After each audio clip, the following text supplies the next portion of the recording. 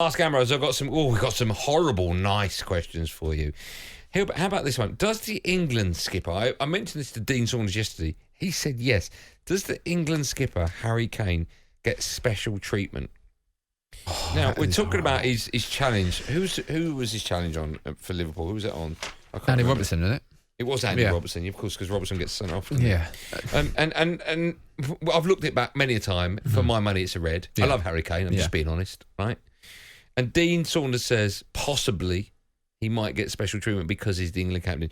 Do you think that Harry Kane, or any players for that matter, get special treatment because of who they are? I do, yeah. I do. I think if there's certain players that referees won't like because they mouth off all game at them or they give them abuse throughout the game. And listen, they're human beings at the end of the day. So there'll be certain players that are nice, that talk to them. Harry Kane being obviously the England captain. Do I think it's because he's England captain? Not really. That wasn't a red card because he's England captain? I don't think that. I think he's clearly made a mistake, Paul Tierney, because it was a red card. If you're sending Robertson off for his one and not... But I think the type of player you are as well comes into the question. I think if you look at like a James Ward-Prowse, these players are not vicious and not aggressive, and referees know that, so they will just look at it and think they won't see the bad challenge in it because it's Harry Kane. He doesn't do this week in, week out. And then, but to say that VAR should have intervened and said, go and have a look at that, because I'm with you, it was a red card. Okay, let me ask you, I don't want to go down the VAR road today, but I'm just curious, why do you think VAR wouldn't ask Tierney to look at that one, but they would ask him for the Robertson challenge on, was it Emerson Royale, I think it was? Yes, the only... At the time we was watching it here because we was in the office at the time, the only thing we could come up with was it was 1 foot. That was the only thing, but because he's lunged from 5 yards, maybe. Why wouldn't Stockley Park go and have a look at it? I don't know whether someone in Stockley Park treats him differently. I don't know, but because he's England captain to a certain extent, I think that could come into the question. But I think just given the player that he is, like he's not a malicious player at all. No, so not. I think that comes into the equation. Question number 2. This is interesting. Should Palace break the bank for Conor Gallagher in January? 100%. And I mean break the bank. Okay, give me a price tag for Conor Gallagher. 60 million. Okay. I think that why would he leave Chelsea and go to Palace? He's playing every week. He's happy. I think Palace is a club going forward. They've got a manager in Patrick Vieira who is... that is someone that you want to learn off. I'm not saying it's a stepping stone, but it could potentially be a stepping stone if Palace doesn't go the way he would think they could, because I think they're on the up. I think they're heading towards the top half of the table and beyond. If they don't, that's a stepping stone for him, learns his trade. Does he play week in, week out at Chelsea when everyone's fit? Probably not, even though I feel he could or should. I think happiness... But they've got so many injury problems at the moment. My understanding is he can't be called back in January. No, I heard because there's a percentage of games he's played for Crystal Palace. And look, no one could tell before the season... Okay, we had COVID, but no one could tell the injuries that Chelsea would pick up, and nobody could really tell how well Conor Gallagher would have done for Crystal Palace. He didn't really do what he's done for Palace when he was at West Brom. So for me, checkbook out, £60 million. See if try and entice him to sign for Palace, which is an outstanding club. The fans love him. I think. Are they big enough for him?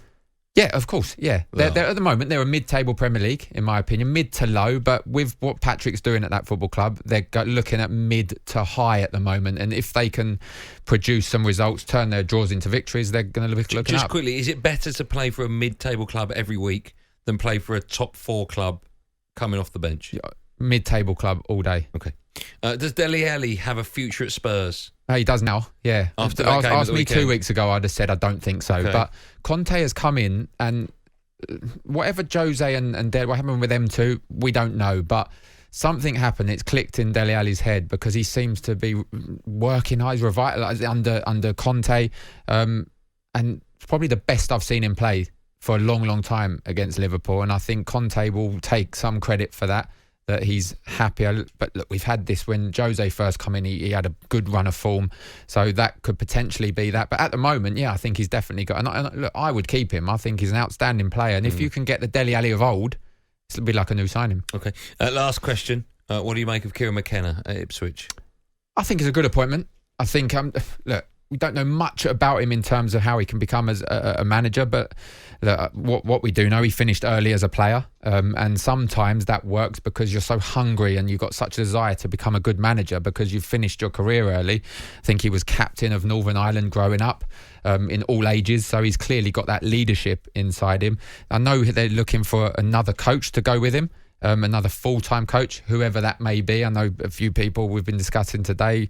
I know producer Joe said maybe it could be Carrick or someone like that. Me and you obviously said the same thing. You don't know we said the same thing, but I said Ole Gunnar Solskjaer as well as a tongue-in-cheek. Yeah, tongue-in-cheek. You were joking as well. Yeah. But our producer's an Ipswich fan. I mean, he'd like to think that Pep's going to go there next as well. Yeah, it's not going to. I know they've got money, Ipswich. I know that. What they needed someone to build a club around, and I think with Keira Mckenna, they have that. They have a experienced coach who's worked at Spurs, who's worked now at Manchester United, at the top football clubs, who now wants to show that he's not just a good coach, because he's one of the best coaches, I've been told.